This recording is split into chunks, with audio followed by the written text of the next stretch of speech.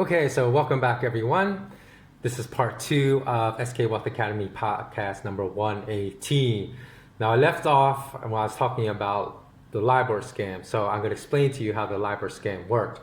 Now, bankers raised LIBOR interest rates artificially on the first day of the month when a lot of the interest rates for adjustable rate mortgages were recalculated, and thereby they made subprime loan payments substantially higher. So if you want to know back then, and this happened between the years 2000 and 2009. So not only did bankers make loans, subprime loans are basically very high interest rate loans to risky clients. So they made these loans knowing the clients will not be able to pay them back because all the money on these loans were made up front. Then they would chop off these loans, package them in other derivative products and sell them off so they get rid of the risk. So if you're saying, why would they lend to people they know they can't pay them back? Because they made all the money up front.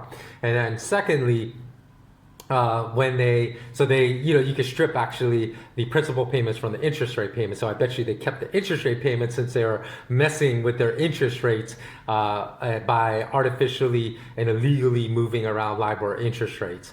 And so it was not only the fact that the people that took out these subprime loans couldn't really afford them, it was also because the bankers made their interest rate payments excessively high illegally that market collapsed back then. Now, questions were raised by some journalists as to why the regulators did not put immediate stop to this practice, because there's evidence that showed that U.S. central bankers and Bank of England bankers knew right away what was going on, that they were engaged in this illegal practice. But such questions only reveal the naivete of the journalists that raised such questions, because this would imply that central bankers are looking out for our interests. We all know that central bankers do not care, well, at least people that understand the truth. If you just graduate from business school or just earn your MBA degree, you might not understand the truth. But central bankers never look out for our interests. They're not interested in protecting our rights. They're only interested in protecting the behaviors and rights of their criminal banking friends. So in 2012, it was estimated that $300 trillion, not billion, $1 trillion of securities and loans were based upon the LIBOR interest rates. So just to wrap your head around that, I always use the same analogy because a lot of people don't understand how big of a figure that is. But if you do, then you can understand how bankers were making billions of dollars a day in profit by manipulating the LIBOR rates, because $300 trillion worth of products were based upon the LIBOR interest rate. So, like in a movie when you see bank robbers and they stuff a duffel bag, right? And they carry it out, and it's like this duffel bag that's, pretty good size, maybe the size of a backpack, and it's stuffed with $100 bills. Well, one of those stuffed with $100 bills is $1 million, right? So to get to 1 trillion, you need 1 million of those duffel bags. That's $1 trillion. Now think $300 trillion worth of products were based upon LIBOR interest rates. So that's 300 million. Think about 300 million. You would need multiple football pitches to fill 300 million pitches with duffel bags, each worth $1 million. So that's how bankers could just tweak the LIBOR interest rate just a little bit. If you don't know I said they only tweaked it by 25 basis points and were making more than $1 billion of profit a day. 25 basis points is only 0.25%. So the lawsuits claim statistical analysis showed the LIBOR numbers consistently moved by just 7.5 basis points on reset days on adjustable rate mortgages between 2007 and 2009. So that's how you can understand. They could just move it a tiny fraction and then be just stealing billions of dollars from the cumulative products that they sold to clients. And because we've been split and torn apart by the parasitic ruling class into viewing all life through a binary lens in which we can never speak out against the immoral actions of our own tribal groups and affiliations without being labeled, hey, you're a traitor to our group, and perhaps being completely cast out of this group due to this cancel culture that has arisen, this toxic cancel culture over the past couple of years, a ridiculous notion by which people or leaders of certain groups are turning mentally weak people into people with zero morals. So they're already preying on their mental weakness. Now they're just converting them into people with zero morals. So today, far too many of us cower in fear of being shunned by a group of people that we should not even care at all what they think of us or if they shun us. Why do we want to keep in our circle of friends people who are spineless cowards? You want to know why the world is a complete mess right now in nearly every single nation in the world? The reason is simple. Far too many of us zip our mouths, remain silent, and do not speak out against injustices we witness if it is committed by a Tory, and we are a Tory. If committed by a Jew, and we are a Jew. If committed by a Muslim, and we are a Muslim. If committed by a Christian, we are a Christian. If committed by an American, and we are an American. If committed by a cop, and we are a cop. If committed by a doctor, and we are a doctor. We think very wrongly that solidarity means standing by the people of our groups, right or wrong. But that is not solidarity. That is weakness, and that is cowardice. That's why I'm always skeptical of any politician when such a politician is framed as different. Oh, he or she's different from everyone else in the party. Because eventually, you know what happens? He or she always shows his or her true colors. Like take Tulsi Gabbard, this U.S. Senator from Hawaii that had announced a bid to run for the 2020 U.S. presidential elections. She was marketed as someone that will stand up for the average American, that will represent every American's interests, not just the 1%. But after she fell out of the race, when it came to falling in line with the party line and endorsing Joe Biden for the candidacy of the U.S. presidency, a horrible candidate, she promptly fell in line with the party like a good soldier, no pun intended, and endorsed Joe Biden. So she immediately hopped on the opportunity bandwagon to show her full support for a horrible candidate, thereby revealing that she is more interested in climbing up the political ranks than in doing what is right and what is in the best interest of all Americans. She's a career climber, not someone with a spine that will do what is right. And time again, we see this kind of duplicitous, dishonorable behavior of people that people have labeled as so honorable and so courageous. And, you know, people that drop everything they have preached up until that point in order to conform to the group's wishes so that that person may continue to belong to that group and use that group as a stepping stone to keep climbing higher and higher in the ranks. That is a person that will drop drop everything that they stand for at the drop of a hat. Is not a courageous person, but a coward. And if there were a Republican candidate that I could think off the top of my head, and I'm sure there are dozens that have done that in the past, that was when they were running against a Democratic incumbent president, I would name them too. I just can't think off the top of my head. So, you know, what we need in this world are more Patrice Lumumbas and Muhammad Ali's, people that were willing never to sacrifice their honor and integrity and to keep it intact at all times, under all circumstances, and even were willing to be imprisoned, as was Muhammad Ali, and even murdered, as was Patrice Lumumba, for their fight for righteousness. And since there's so much fear-mongering also about COVID-19 at the current time, much of which has zero scientific basis, the big topic many people are covering is the constant fear-mongering of the press. Now, I addressed the fact that a key mission of this whole economic lockdown, spurred by state leaders and politicians, still taking place worldwide as I record this podcast. I discussed in podcast 109 that the whole mission of this lockdown not only is to cover up their failures to lead economies, because all national economies are failing all over the world, and that was happening before the lockdown. The lockdown only exacerbated the economic failures that were already taking place. Okay, so it just heightened it to a much worse level, but it was going to happen regardless if they did not,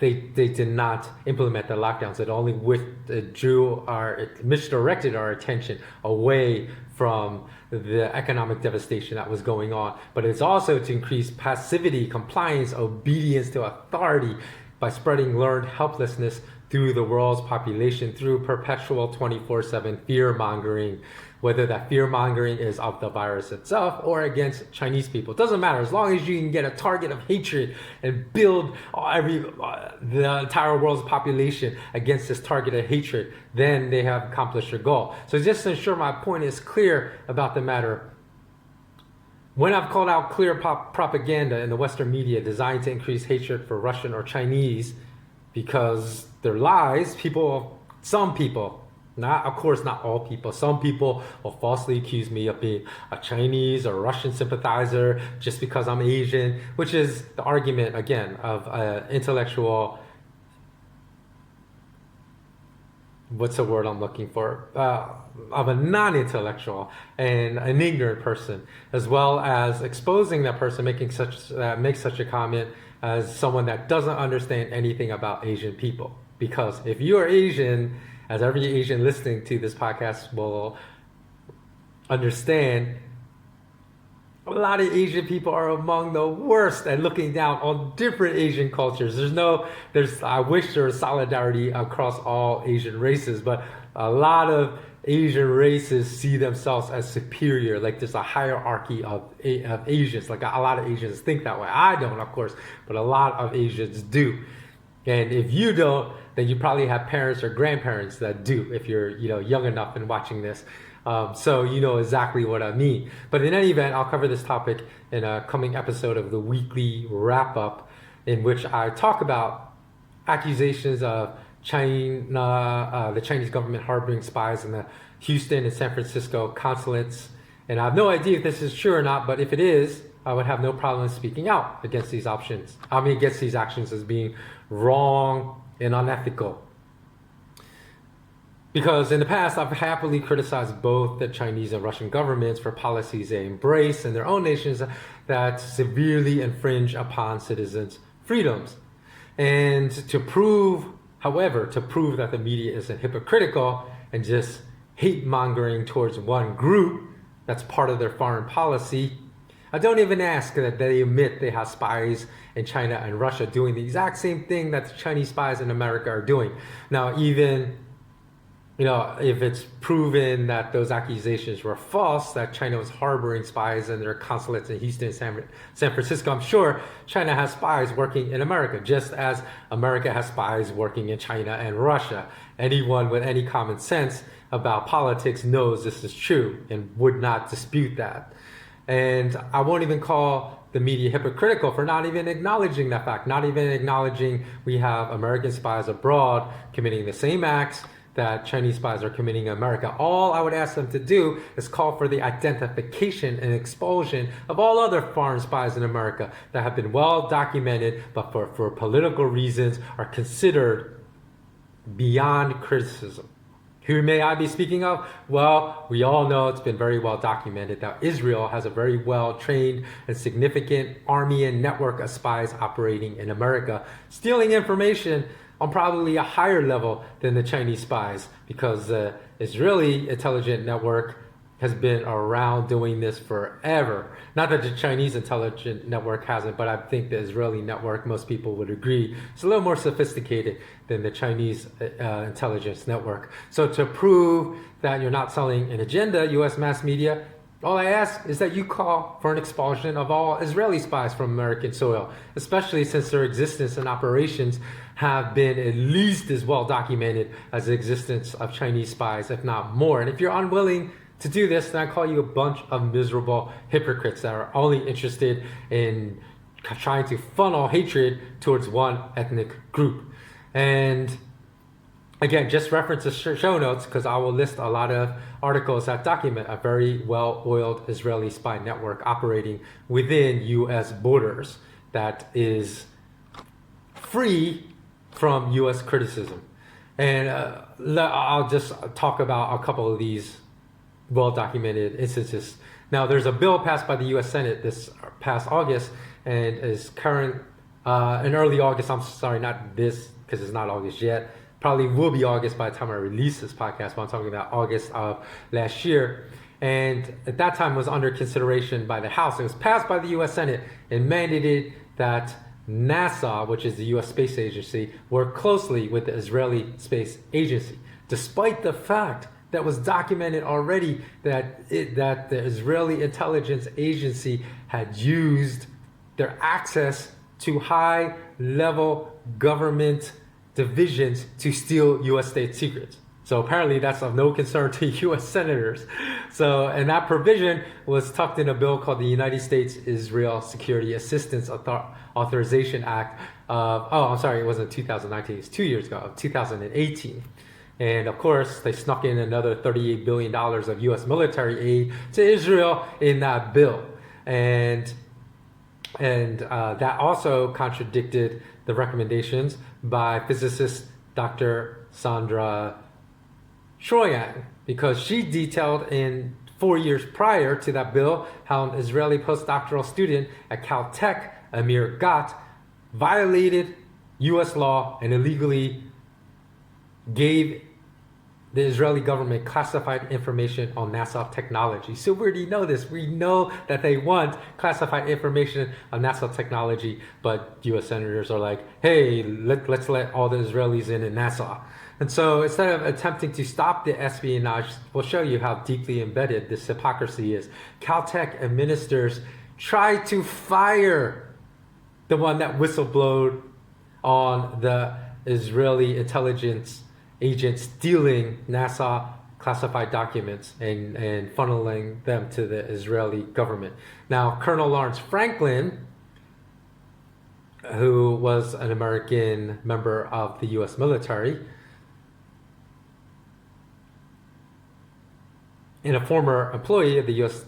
Department of Defense, pled guilty to espionage in 2006 for giving classified information to APAC, the American Israel Public Affairs Committee, and as well as giving classified information directly to Israeli officials, an attempt to draw the U.S. military into a war with Iran.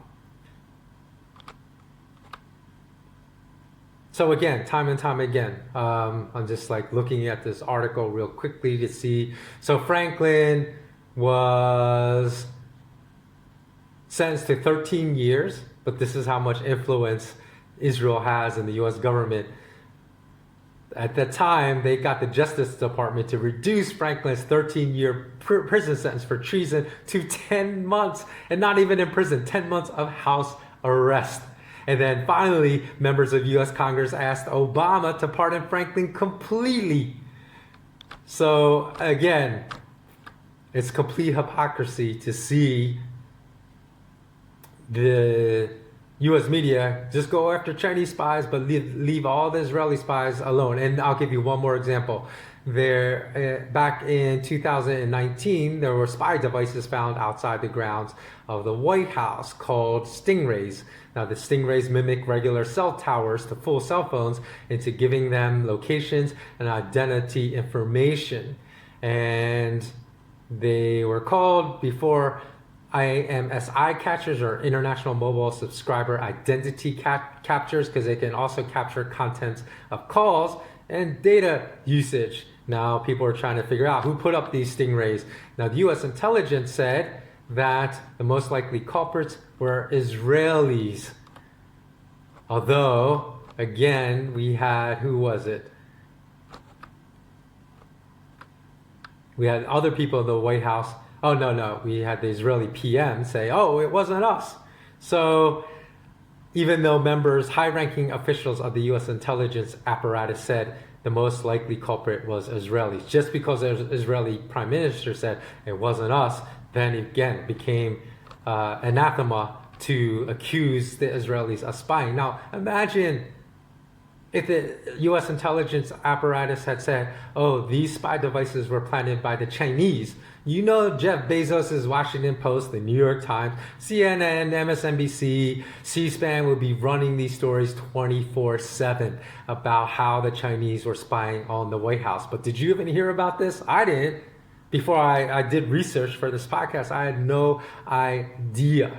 Now, the former senior executive for Israel's Director of Military Intelligence, Ari Ben-Menashe, also stated that he met Jeffrey Epstein and Ghislaine Maxwell back in the 1980s, and that he said both Epstein and Maxwell were already working with Israeli intelligence during that time period.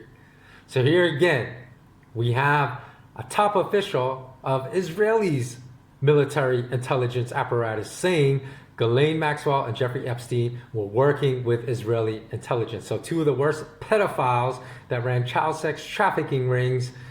And what did we hear about this? Again, complete silence from the US media about these connections. So again, it's just complete hypocrisy. There's no morality to the media at all, when they report on certain news. And again, if you try to say, hey, one of your own people said that, who's highest, they'll say, oh, he's just disgruntled employee that's lying. But then you have another high-ranking official, Israeli prime minister, say, we have nothing to do with those stingrays that were planted near the White House to spy on all cell phone usage by White House employees.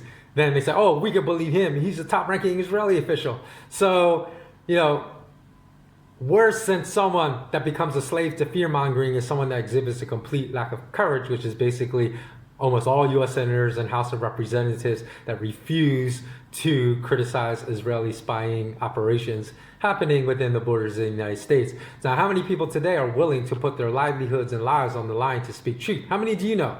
How many people running for prime minister, president, parliament, or Congress today would be someone that you can easily identify at least 5 courageous acts, 5 they've undertaken in their entire lives. I'm not saying the past year, 5 years, their entire lives, that make them people worthy of admiration and worthy of serving us. I've always stated that if there's nothing you are willing to die for, then you have nothing for which to live.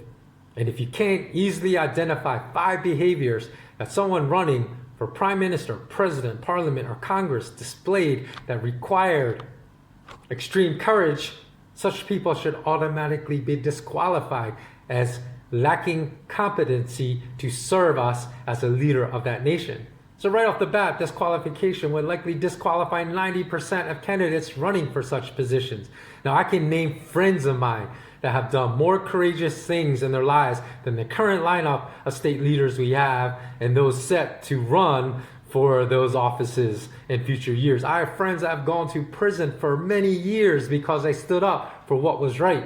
Now, I'm not saying I would have the strength and courage to serve years in prison to stand up for what is right. I don't know if I would or would not if that time came where I would have to make that decision. But I have friends that have done so, and I have friends, because they have done so, that are more honorable and courageous than any leader we have leading a nation in office today. And that's a sad commentary on the sorry state of global leadership today. So don't spread hope. We already have too many false demagogues in banking and politics doing that today, who have no true intentions of doing anything to end obscene wealth inequalities or obscene justice disparities that exist. We don't need hopium. We have Vicente Fox in Mexico and Obama in the United States already do that. And neither country is better off because they were president. Of course, some ardent Fox and Obama supporters will become very angry with that comment. So instead of stating that Fox and Obama were undoubtedly eloquent statesmen and smart, those qualities are empty calories in absence of courage that made life significantly better for the majority of the nation's citizens. Now, the banker I referenced earlier that tortured and dismembered 2 Indonesian women in Hong Kong and stuffed their bodies inside Louis Vuitton luggage bags had an IQ bordering on genius.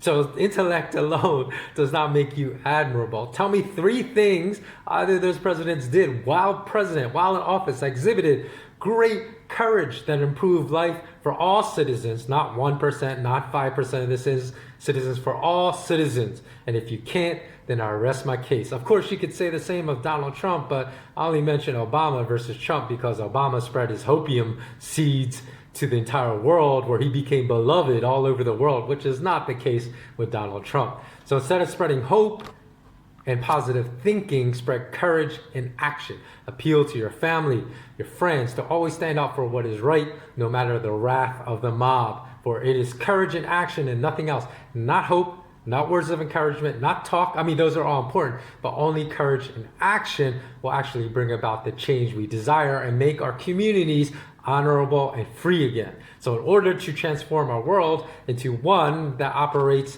for the best interests of the 99% instead of just the 1%, we will need people like Patrice Lumumba and Muhammad Ali to rise out of the ranks of the youth, people with unbreakable courage, unbreakable integrity. Therefore, if you're parents with young boys and girls, start teaching them to be courageous now at ages 5, 6, and 7, not when they're 15, 16, and 17. We need to develop more people whose morals are not situational, but remain as constant as the North Star. And that is the behavior that will reverse the slide of civilization that is happening right now into darkness and bring it back into the light.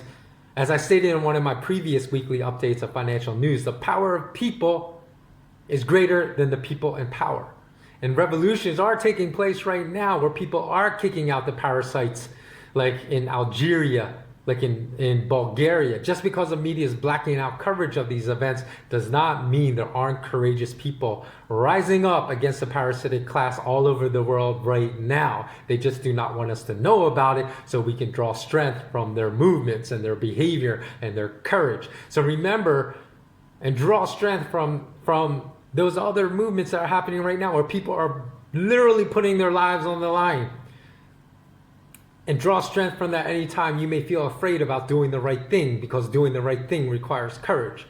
Every time I wanted to give up on my journey, and I've had numerous discussions with my father in which he has asked me to really pull back on my coverage of truth, as he knows my fight for truth was responsible for me losing my last business, for having to shutter my last company. Friends have told me, hey, you know a lot about how things really work in finance. Why don't you just go the conventional route and get a corporate job? You can easily make mid 6 figures and even possibly low 7 figures. And they say, hey, your life will be 10 times easier. But my answer to those questions have always been the same. Just like my answer to the question posed in this podcast, which I opened up with, is banking inherently evil? Well, the banking system is only evil because those that control it have made it that way. But it could be executed and deployed in a way that benefits instead of harms all of humanity. And as long as that is the case, I will continue fighting until the day I die to make the banking system one that people can admire instead of hating, because it's used for the good of all of humanity instead of to oppress us. Now, the world is being run right now by very evil people and being overrun by evil people. People that are responsible for the economic lockdown strategies that have caused millions of people worldwide to lose their financial livelihoods. Bankers that are looting trillions of dollars, euros, yen, yuan from nations. Military war hawks that have no problem trying to incite their military industrial complex to go to war to kill millions of innocent people just to control natural resources. Natural resources, by the way, that no man should even have claim over, but that should be used for the collective good of all citizens on planet Earth. Corporate CEOs are worth tens to hundreds of billions of dollars are taking away our right to free speech, censoring us, blacklisting us, blackballing us, and reducing our privacy through surveillance measures. CEOs that exploit their workers for their own massive narcissistic greed and don't even give them living wages while they reap billions of dollars off of their broken backs and sweat and blood. And furthermore, there are a lot of tricksters out there working for the devil that people think are working for God. So it's necessary to call these people out. If I say I fought this fight long enough, I've sacrificed enough, I'm weary, just let me be. How can I ask a single other person to make sacrifices and take up this fight if I'm no longer willing to do so? And that's why I keep on going. So that wraps up podcast number 118. I hope this message resonated with you. If it did, please spread the message. Please join my community at patreon.com. because I guarantee you'll get $100 worth of information for just $5. And I think when I launch my SK Wealth Academy, that I'm thinking I may, keep my Patreon service going for a few more months afterwards, but I'm mainly going to concentrate on the launch of my new company afterwards. So this may be actually the service I've given, the most valuable service I've provided for almost peanuts, for nothing. I'm just almost giving it away for free. It might be the last time I do that. So, of course, as well, for those that are currently patrons, don't worry. I mean, my plan is, because there's so many of you that are really upstanding people, that I want to keep this community growing and think of other ways I can reinvest the money I make from the launch of my academy into growing a bigger community where we're all on board with the sentiments I professed in this podcast. So thanks so much for watching. Bless up, everyone. Stay strong. Keep grinding. And as always, never give up. Take care.